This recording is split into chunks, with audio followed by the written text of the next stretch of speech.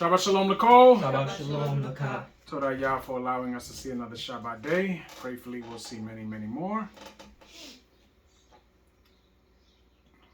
What's this?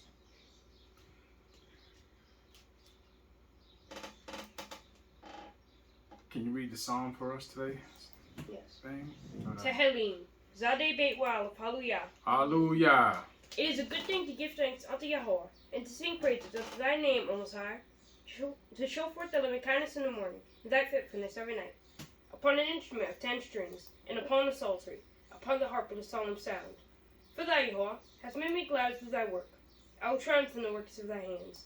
O Most High, how great are thy works, and thy thoughts are very deep. A brutish man knoweth not, neither doth a fool understand this. When the wicked spring as the grass, and when all the workers of iniquity do flourish, it is that they shall be destroyed forever. But thou, Yahweh, art most high forevermore. Flow thine enemies, O Most High, flow thine enemies shall perish.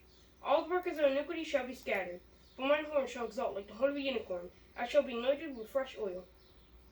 Mine eye also shall see my desire on mine enemies, and mine ears shall hear my desire on the wicked that rise up against me. The righteous shall flourish like the palm tree.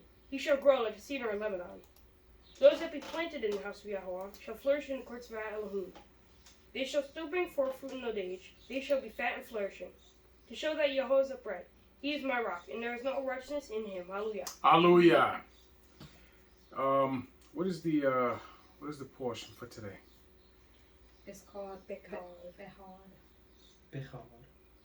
Bechad? No, Bechad. Oh, it's with a hay? Yes, with hay. Alright, Bechad. Alright, so where does it start? Wayekra 25 and You could have 25 and 1 through 26 and 2. 26 and 2.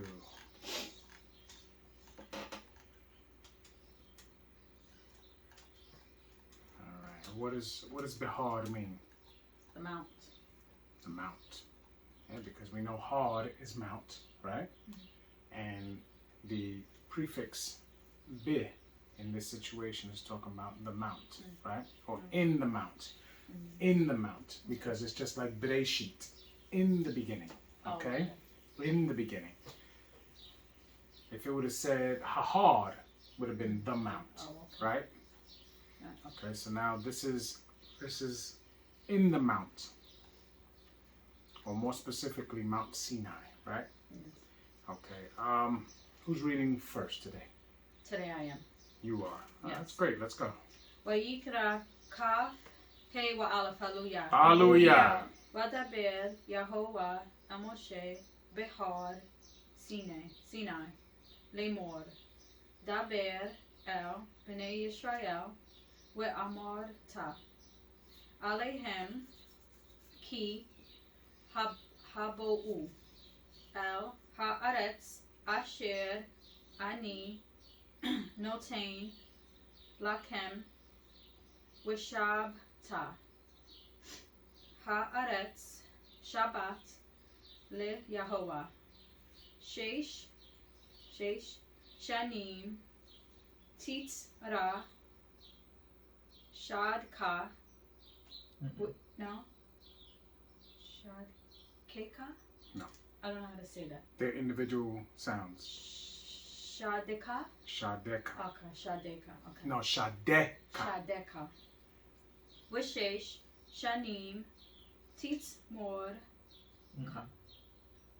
Tease There you go. More Tease More Kar Mika. Damn, you were doing so good. Yeah, was I don't. What is it? Car. It's not card. That's right. I don't know how to say it. Can you help me? Yeah, what does the Segal make? Eh. Okay, so why are you saying E? Card Mecca. There you go. Okay. We'asafta. Et Hab. Nope. No, Nope. I know. I'm sorry. Tibo. Nope. Tibo. Nope. Tibu Ata. Hallelujah. Tibuata. Now, I don't know what you did. You was doing great. The first two verses was great. And then you went right back to not knowing the vowel sounds. What happened? well, let's go. And Yah spake unto Moshe in Mount Sinai, saying, Speak unto Bnei Israel, and say unto them, When ye come into the land which I give you, then ye shall keep the land What is it? which I give you. Then shall the land keep a Shabbat unto Yah. Right, because I don't know what you read there. Oh. It was just totally different than that. Okay. Some shit. 3. 6 years thou shalt sow thy field, and 6 years thou shalt prune thy vineyard, and gather in the fruit thereof. But in the 7th year shall be a Shabbat of rest unto the land, a Shabbat for Yah. Thou shalt neither sow thy field nor prune thy vineyard. So now we have the land we can sow and everything for 6 years, right? And then in the 7th year, the land has to rest, right? Yeah. Now, that means that you're not working the land in the 7th year, right? Things are going to grow because that's how it works. But it is a renewal. See, we see a lot of the 7. We see the 7th year of release, right? We see the 7 weeks, which are 70 weeks, which represents the 49 years until the year of Jubilee, right? That's a release. We see the 7 Shabbatot from the Shabbat of Kagmato to Shabuot, right? Yeah. We see 7 a lot. 7 is a very strong number, which is what I estimate as a rejuvenation number. So that's why we also see in Itanim, it is everything in there is a form of reconnecting. We have Yom Kippurim in there. We started off with Yom Teruah, which is the blowing of the shofar, and also in some instances it actually refers to the shouting. So the people are blowing the shofar and actually shouting. You understand? So their words are being heard, just like in the book of Yehoshua when the people shouted and the walls dropped, right? So it's the same type of situation. Then we have Sukkot in that same month. And we all know that when it says booths and tents and all of that stuff is literal and it's also figurative, because when it talks about Shem dwelt in booths or Yaakov in booths, right, and things of that nature, that's talking about being observant and reverencing the laws of the Most High. Do you understand? Yeah. So it's very symbolic. 7 is very symbolic. So we see that 7 is a rejuvenation. Okay? Tamshi. 5. That which groweth of its own accord of thy harvest shalt thou not reap, neither gather the grapes of thy vineyard, of thy vine, undressed. For it is a year of rest unto the land. Which means you can't make anything off that. You can't sell that. You can't do any of that stuff. Tamshi. Okay, 6. And the Shabbat of the land shall be meat for you. Right. Which means what? You can eat it. You can eat it because you ain't going to waste it. But you can definitely eat it. You just can't make merchandise out of it. Tamshi. For thee and for thy servant, and for thy maid, and for thy hired servant, and for thy stranger that sojourneth with thee. Can I ask you a question? What's the word for stranger in Hebrew? No, don't look it up. I want you to do it from your memory. You don't know? I don't remember what it is. You don't remember what it is? Not that I remember. So what is it? It's Hagar. No. No? That's the stranger. Oh. If you do it that way. Oh. What is the word for stranger? Yeah. Ger. Oh, Ger. Ger is the word for stranger. Okay? And if you were to say strangers, how would you say that in Hebrew? Gerim. Gerim. Right? Okay. Tamshi. 7. And for thy cattle and for thy beasts that are in thy land shall all the increase thereof be meat. Right, which means you can consume it. Yes? Yes. We see the word meat, but I've told you that this was written in in old, what they call Old English, okay? And the word meat is actually transposed from the word meal. That's why when you see the meat offering, it should say meal offering, which is a grain. Same thing here. Meal is talking about what you're going to eat, what you can actually consume. Okay? Tamshi. 8. And thou shalt number 7 Shabbats of years. Shabtot. Of years unto thee. 7 times 7. And Right? We see the 7 again. Right. The number 7 is very, very important because this is very consistent. The year of release, the year of rejuvenation, all of these things are synonymous with this 7. Tamshi. And the space of the 7 Shabtot of years shall be unto thee 49 years. Right. So now, 7 Shabtot of years. Okay. So 7 times 7 is 49. Right. Yeah. So it's 49 years. So after the 49 years is a year of release. Yes. Yes. Tamshi. 9. Then shalt thou cause the trumpet of the Jubilee to sound on the 10th day of the 7th month, in the day of atonement. So now, on the 10th day of the 7th month, on the year of Jubilee, everybody gets what? Released. Yes? Yeah. Tamshi. Okay. Shall ye make the trumpet sound throughout all your land? And ye shall kadosh the 50th year and proclaim liberty throughout all the land unto the inhabitants thereof. It shall be a jubilee unto you. And ye shall return every man unto his possession. And ye shall return every man unto his family. Mm-hmm. A jubilee shall that 50th year be unto you. Ye shall not sow, neither reap that which groweth of itself in it, nor gather the grapes in it of thy vine undressed. For it is the Jubilee. It shall be kadosh unto you. Ye shall eat the increase thereof out of the field. So we can eat all of that. You understand? Tamshi. 13. In the year of this Jubilee ye shall return every man unto his possession. And if thou sell aught unto thy neighbor, or buyest aught of thy neighbor's hand, ye shall not oppress one another. Right. So now, if there's any debts, right, that don't get paid in the year of Jubilee, you forgive them. You just forgive them. You understand? Tamshi. 15. According to the number of years after the Jubilee, thou shalt buy of thy neighbor, and according unto the number of years of the fruits he shall sell unto thee.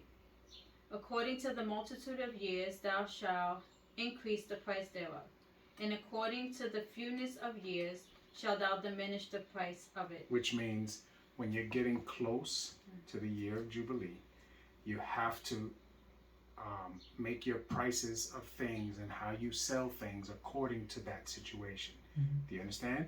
So you're not going to make like someone borrow from you what they know they're not going to be able to pay because they figure at the end of it you got to release it anyway. You know, because that's dealing kind of shysty with each other. You understand? So we wouldn't do that. We just have to. The whole point is to do things righteously. You understand? Tamshi, can I hear responses Yes. with words? Yes, because nods I don't deal with. You understand? Yes. Animals nod. Tamshi. Okay. For according to the number of the years of the fruits doth he sell unto thee. Ye shall not therefore oppress one another, but thou shalt fear thy Elohim. I am Yah your Elohim. So you see, we shall not oppress one another. We are not to deal with each other in any manner other than righteousness. All the time. Tamshi. 18. Wherefore ye shall do my statutes, and keep my judgments, and do them, and ye shall dwell in the land in safety. Only if you do these things. Right. You know what these are called? Conditions. Yes? Yes. Conditions. We have a lot of people nowadays, they complain and they say, I want someone to love me unconditionally, right? But in reality, there's no such thing as unconditional love. You understand? Yes. Right. Because the same people that claim to want unconditional love have conditions for the person that they want to love them. Do you understand? Yes. Every love is conditional. Religious people like to say, God's love is unconditional. That's not true. That's not true. Right? Yes. Clearly it's not true. The scriptures tell us different. Right? Right. The Most High says, He will show mercy unto those who love him and keep his commandments, yes? Yes. And won't show it to those who hate him, right? Yes. And don't keep his commandments, yes? Yes. So clearly those are conditions, right? Yes. You do what Yah says, you get mercy, yes? Yes. And he loves you, yes? Yes. You don't, and you don't get those things. Those are conditions, yes? Right. When a man marries a woman, right? The conditions of the marriage are usually very similar. You're not allowed to go out and be with other men, right? Yes. That's a condition, isn't it? Yes. Yes? And you, as my husband, you are supposed to protect me and take care of me and do the things that a husband does, right? Yes. And you give me seed, right? So that we can bring forth life, yes? Yes. Because that's part of the commandments, yes? Yes. So what are those? Condition. Conditions. Yes? Right. Yes. Conditions. Tamshi. 19. And the land shall yield her fruit, and ye shall eat your fill, and dwell therein in safety. And if you shall say, what shall we eat the 7th year? Behold, we shall not sow nor gather in our increase. Then I will command my blessing upon you in the 6th year, and it shall bring forth fruit for 3 years. And ye shall sow the 8th year, and eat yet of the old fruit until the 9th year. So think about that. If we do right, and we do what Yah says to do, and when we have our land, we will plant, we will sow, we will reap, right, for 6 years. But in that 6th year, Yah will make it triple the amount, so that when the 7th year comes, we'll be eating an abundance of things to the point where we can save it for years to come. Isn't that something? Isn't that something?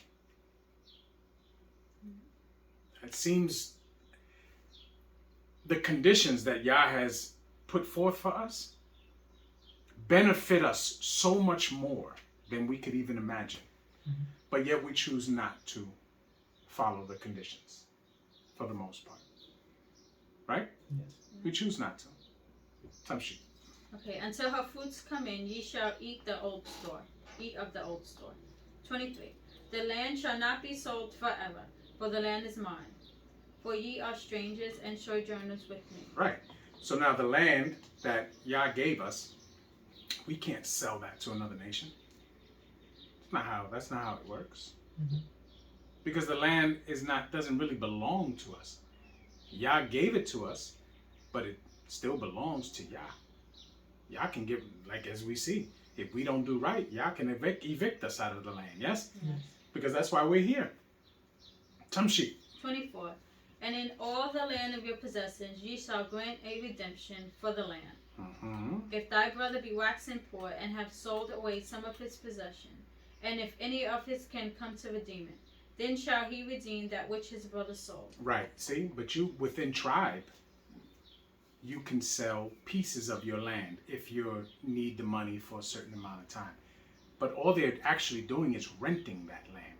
Because if one of your relatives wants to redeem it for you, they can. And they have to be allowed to do that. Or if they get to the year of Jubilee, that land goes right back to him. Because the person that paid for it is reaping the benefits of it every season. Because that which grows on that land belongs to that person who purchased it. Yes? Yes. For a period of time until it is redeemed, or the year of Jubilee, and it goes back to the owner. Yes? Yes. Tamshi. 26. And if the man have none to redeem it, and himself be able to redeem it, then let him count the years of the sale thereof, and restore the overplus unto the man to whom he sold it, Mm-hmm. that he may return unto his possession. But if he be not able to restore it to him, then that which is sold shall remain in the hand of him that hath bought it, until the year of Jubilee.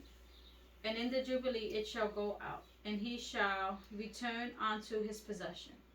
And if a man sell a dwelling house in a walled city, then he may redeem it within a whole year after it is sold. Within a full year may he redeem it. And if it not be redeemed within the space of a full year, then the house that is in the walled city shall be established forever to him that bought it, throughout his generations. It shall not go out in the Jubilee. So you see what that is, right? Right.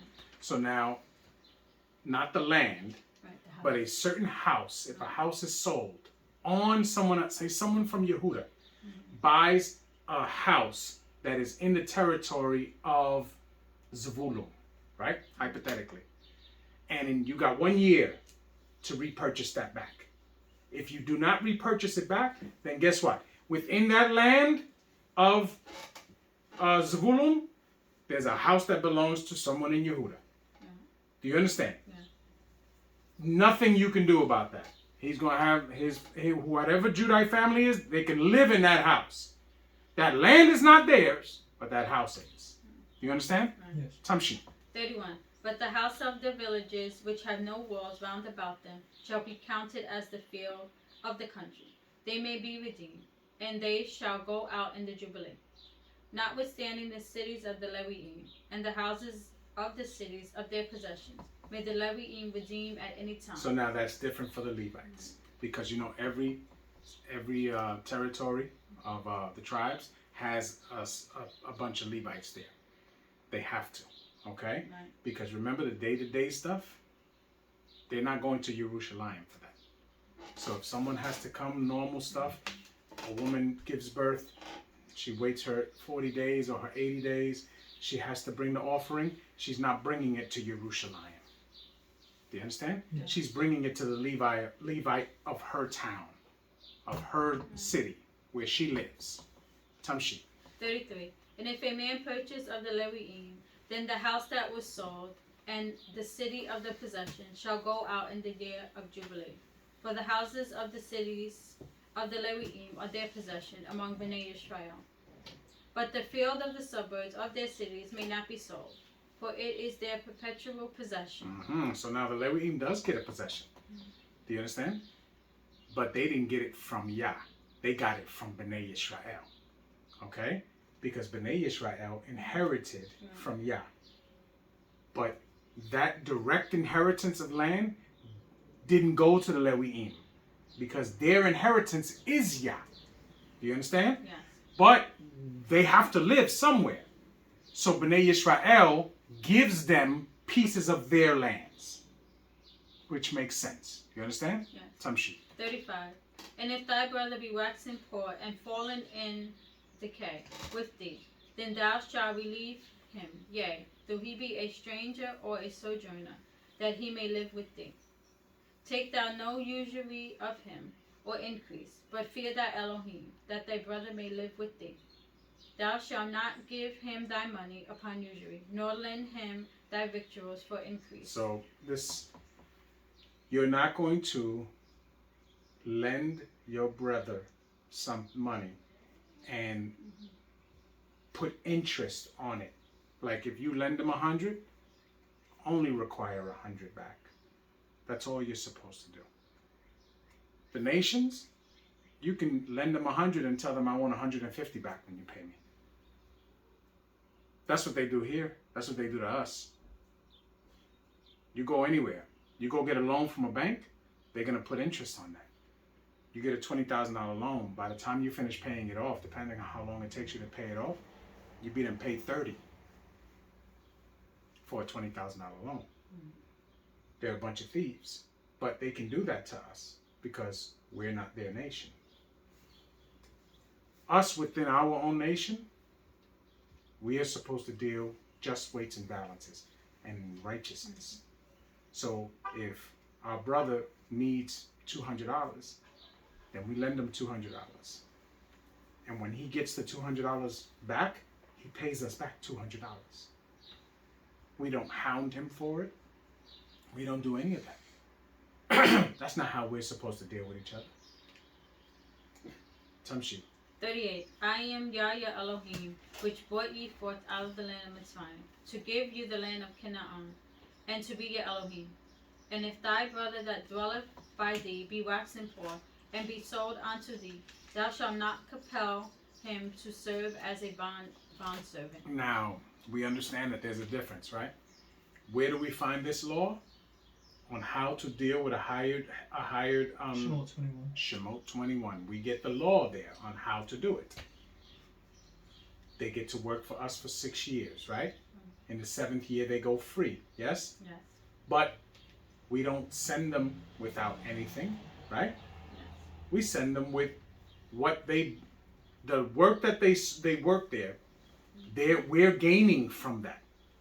So in essence, what you would do is you would put aside all the extra that you made while he was working for you, and you send him back with that, so he doesn't go empty-handed, and he doesn't go into a position where he falls into having to sell his services again. You understand?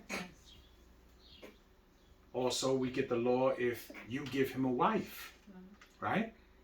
He has to leave his wife and children there if he has children with her. Or if he decides, I don't want to leave my wife and children, I want to work for you until the year of Jubilee. Right? Yes. Tamshi. 40. But as a hired servant and as a sojourner, he shall be with thee, and shall serve thee unto the year of Jubilee. And then shall he depart from thee, both he and his children with him, and shall return unto his own family, and unto the possession of his fathers shall he return. Right. For they are my servants, which I brought forth out of the land of Mitzrayim. See, there's a difference. That's okay. There's a difference between bond servants and hired servants. The treatment is much different. I've told you that what we read about in the transatlantic slave trade, right? Can anybody remember what kind of slavery that was? Because it's unique. It's a unique.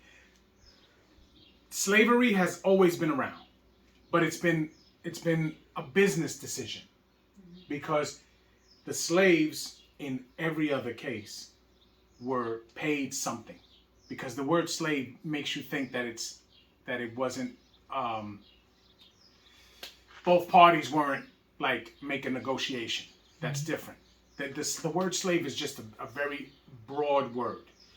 What happened in the Atlantic slave trade to the Southern Kingdom is something very unique. Okay?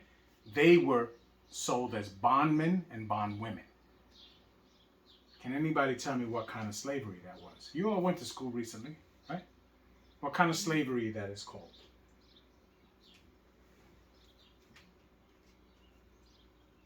Because the workers didn't have a choice. Every other form of slavery is different because it was a custom that was for a long time, because there's always been people with money and people with less, always. Okay? But what is the slavery that it talks about with the transatlantic slave trade? It's a word, it's a term. Nobody? Never heard of it? It's called chattel. Chattel slavery. Chattel slavery is very unique because it is a forced slavery. It is a bondage. Do you understand? Yes. It is, you didn't have a choice in this situation, and we're not paying you anything. You're going to work or you die. Do you understand? Yes. It's very different. Okay? So, what we're reading about here is we would never deal with each other in that fashion. Do you understand? Yes. Tamshi. Okay, forth out of the land of Mitzrayim, they shall not be sold as bondmen. Thou shalt not rule over him with vigor, but shalt fear thy Elohim. As we know, that the Europeans ruled over us with rigor. Okay? There's two parts to the situation. The Southern Kingdom is brought over, but this is a couple hundred years after the conquistadors had already been here enslaving the 10 tribes. Do you understand? Yeah. Yes. And killing and raping and doing all manner of things to the 10 tribes that were here. The difference is the 10 tribes were not brought here. The 10 tribes came over here on their own accord hundreds of years before that. Do you understand? Yeah.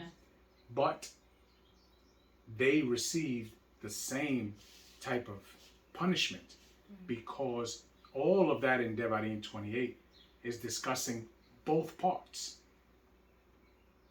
Because in Devarim 28 it tells you that a people from afar come over. A people you knew not. The 3 tribes that were there, they knew who those people were. Mm-hmm. They had had dealings with them for hundreds of years. They knew who the Europeans were. They've dealt with them the whole time. Remember, Rome comes down and displaces Yisrael. Yes? Yes. So they knew who those people were. The 10 tribes had no idea who they were until they started to come over here. Had no idea. So when you really look at Devarim 28, it's broken down into what specifically happens to the 10 tribes, then what specifically happens to the southern kingdom, and then together. Do you understand? Yeah. So people have this tendency to believe that you can pick out Yisrael by how they look today, but that's not what the scriptures tell us. The scriptures tell us you will know B'nai Yisrael by who fits the curses.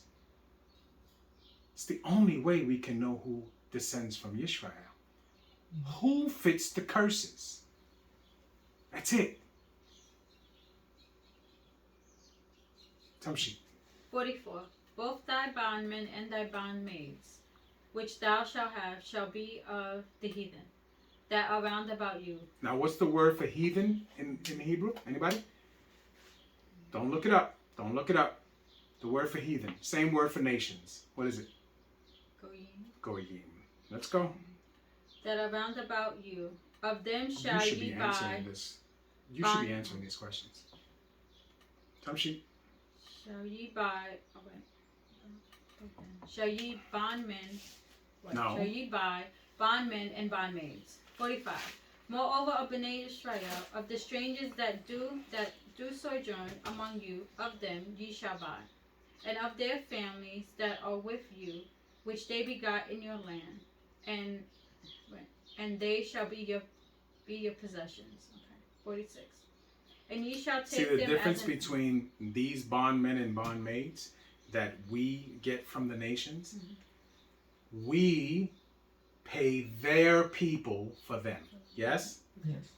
So they're actually, the money is going to their people. But when the southern kingdom came here, who paid who?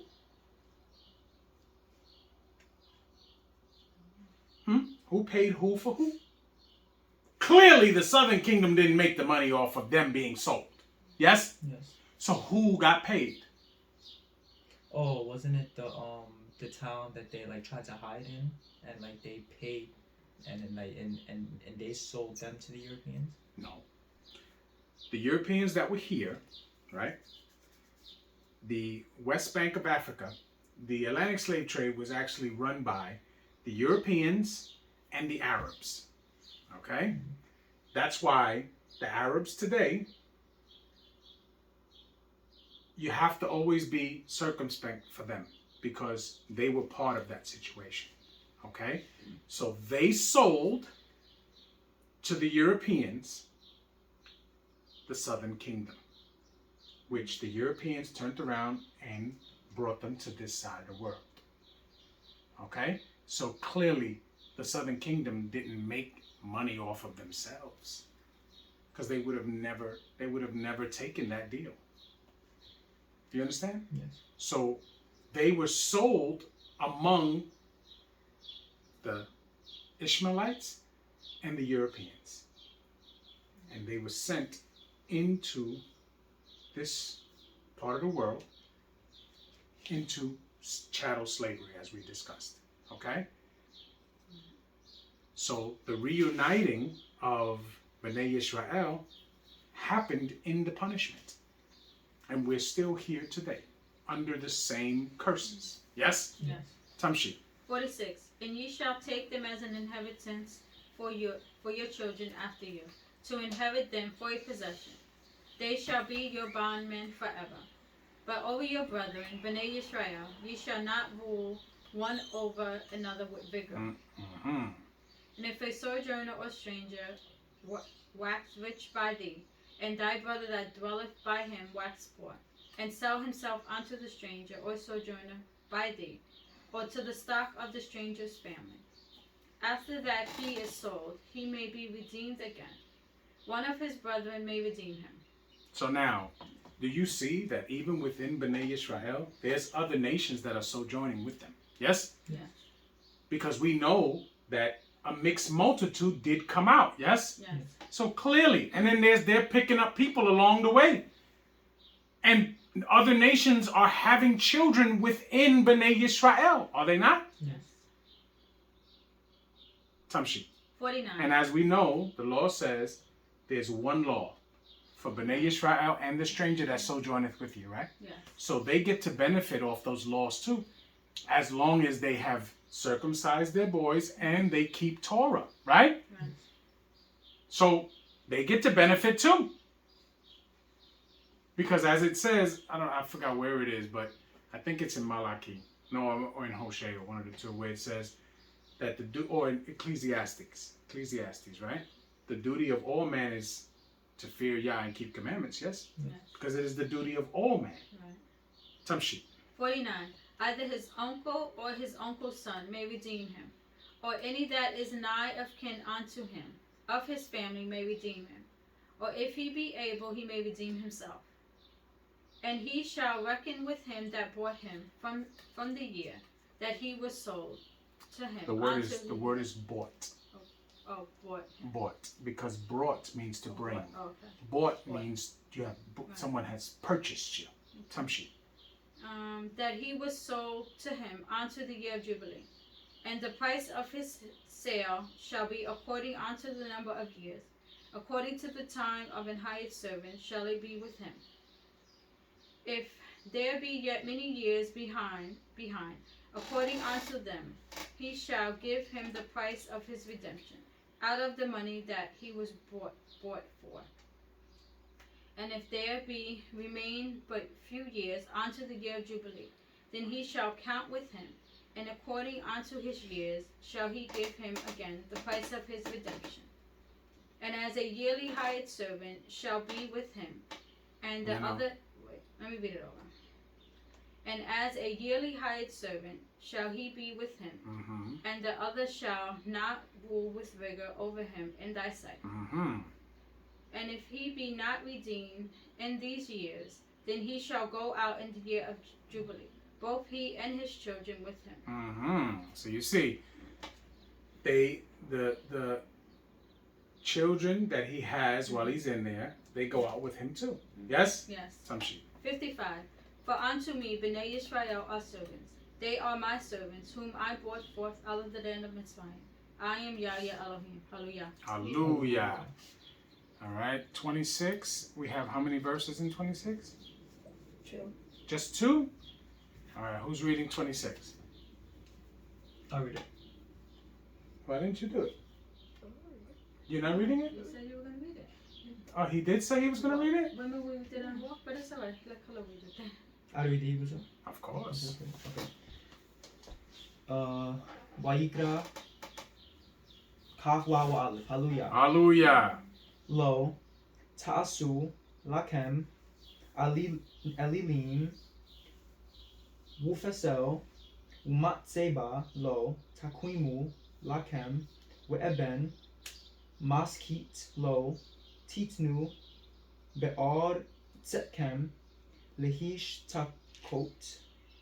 Takawot Aleha Ki Ani Yahovah Elohechem Et Shab Totai Tishmoru Umikdashi Tira'u Ani Yahovah. Hallelujah. Hallelujah. Ye shall make ye no idols, nor graven image, neither rear you up a standing image, neither shall ye set up any image of stone in your land, to bow down unto it, for I am Yah your Elohim. Ye shall keep my Shabtot, and reverence my sanctuary. I am Yah. Hallelujah. Hallelujah. So, this was a very fast portion that we went through.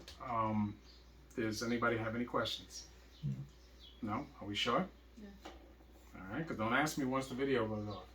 This is the time to ask. Okay? What else? All right, with that being said, we'll take a break.